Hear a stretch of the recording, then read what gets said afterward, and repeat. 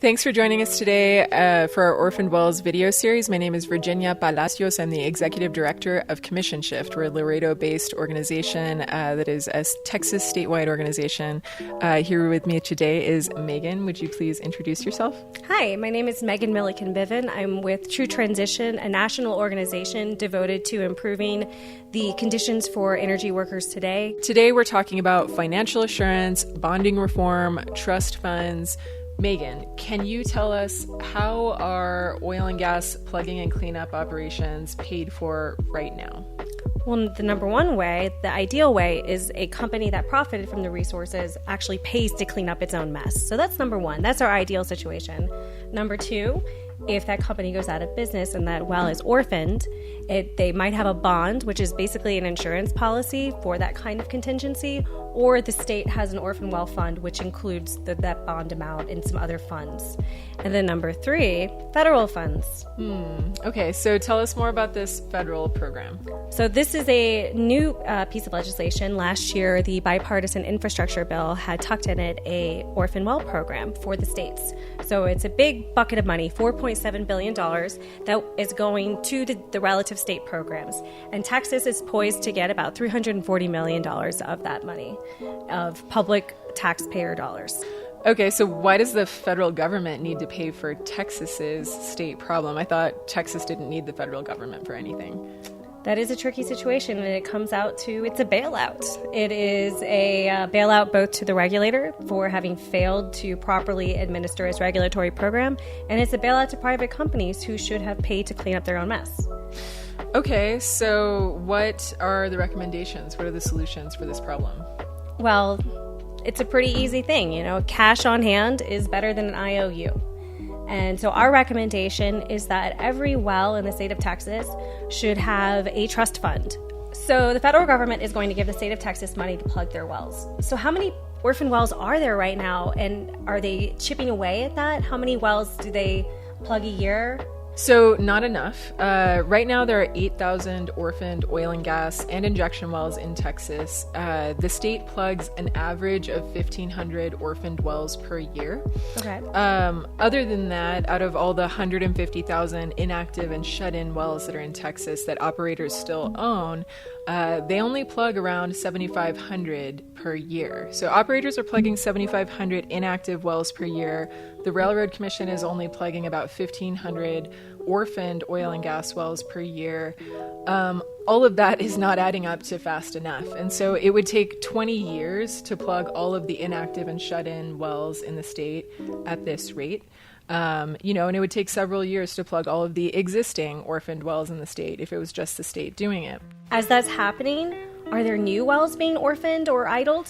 Yeah, and so this is part of the problem with the federal funds is the federal funds could plug maybe 7,000 orphaned wells that currently exist in Texas, but the Railroad Commission takes on more orphan wells to its orphaned wells list every year than it plugs. So the federal funds are enough to plug maybe 7,000 orphaned oil and gas wells that are currently on the Railroad Commission's rolls, but even if we plug all 7,000 of those wells, it's going to take several years to get through all those wells, and meanwhile the Railroad Commission takes on about 1,500 to 2,000 orphaned wells every year. So this list of orphaned wells keeps growing, and just throwing money at it isn't enough. We need actual policy change. So rewind. So they're plugging 1,500 wells a year, but then allowing companies to orphan into 1,500 to 2,000 wells a year? Yes, by design. Interesting.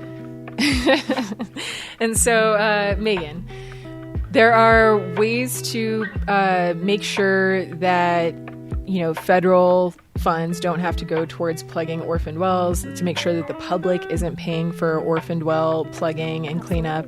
Can you tell us about what operators should have to do before they drill or when they transfer a well to make sure that there is cash on hand with a state agency or with the federal government, for that matter, to pay for plugging these wells? Absolutely. So the consistent theme we see today is that the Railroad Commission holds all the cards. It has the power to do everything we want to prevent this risk and these costs being offloaded onto regular Texans.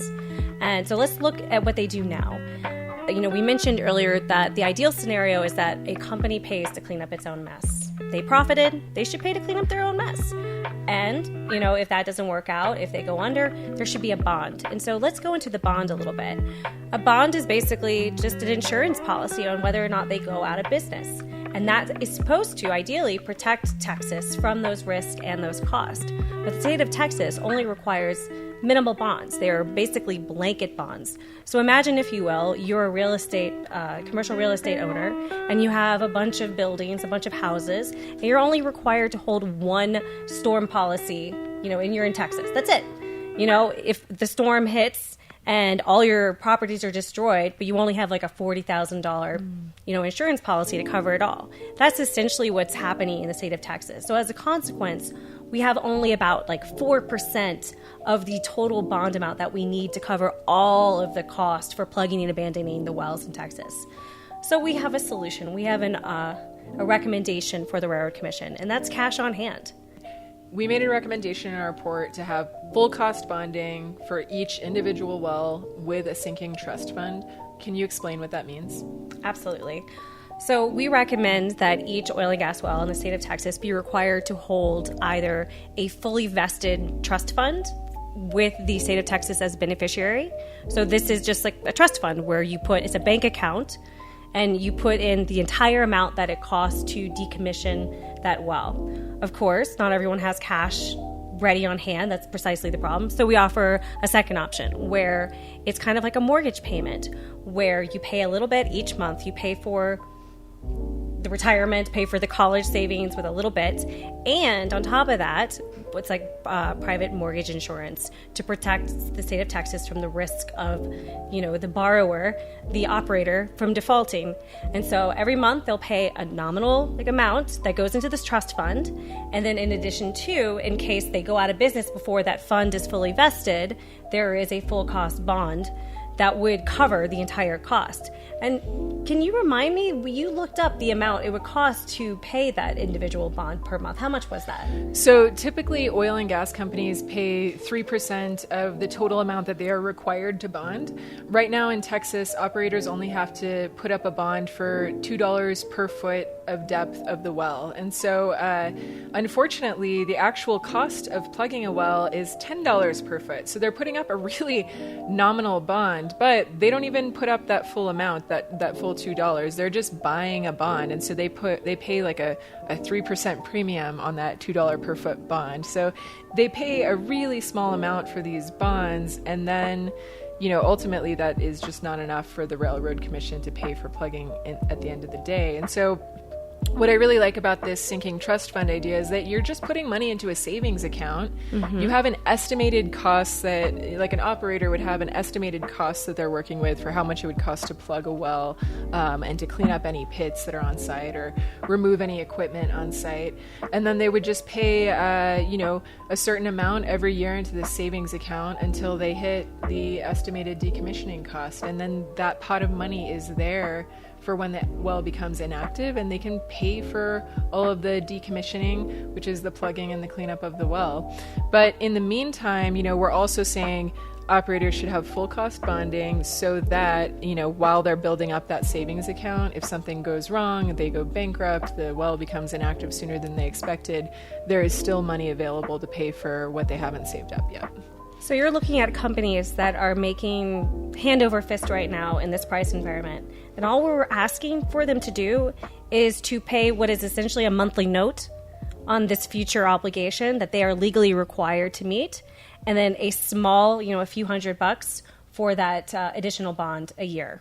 I mean, this is a small percentage of what they're making from Texas resources. Exactly. And what we particularly like about this is that it's easy to administer for the Railroad Commission of Texas. This would not be difficult. There are other things that require trust funds that, people are forced to save. It would be very easy to administer, and it would not put the costs back onto the public. It would make sure they stay with the companies and the people who profited from the resources of Texas. Mm-hmm. Right. And so, the Railroad Commission spends around $55 million every year on its Orphaned well program. And, the amount of wells that it actually plugs and cleans up are just a drop in the bucket of the overall list of orphaned wells that they have. And so this could help to prevent orphaning, make sure that companies actually have money available to plug these wells. It could help us move a little faster so that we don't see dangerous blowouts, groundwater contamination incidents, soil contamination incidents, methane emissions going into the atmosphere. It could help us move a little faster on some of these solutions to preventing orphaned wells. Yeah. And absolutely. And, I think the myth of the orphan well is that there's no money to pay for the cleanup of these wells. But it's very clear there's money. It's just a matter of getting that money when they have it on hand. Yeah, and so you made a really interesting tweet recently. I think you did a back of the envelope estimate on how much money is out there that theoretically should be available to deal with well plugging across Texas. Can you explain what that was about? Yeah, sure. I mean, in today's, we all know it's really expensive at the pump. The global price environment with the invasion of Ukraine means that companies are making quite a bit of money. And there is enough profit sloshing around in the state of Texas. In 2 days, you could pay for the entire orphan well inventory of Texas from 2 days of profit for all the operators. So all 8,000 orphaned wells in Texas could be plugged in 2 days of profit. Texas oil and gas profit. That's it. Yeah, 2 days. That's crazy. Yeah. The money's there, and as we like to say, the best time to collect on a debt is payday. Thanks, Megan. And so in the next episode, we are going to be talking about zombie wells. Wow.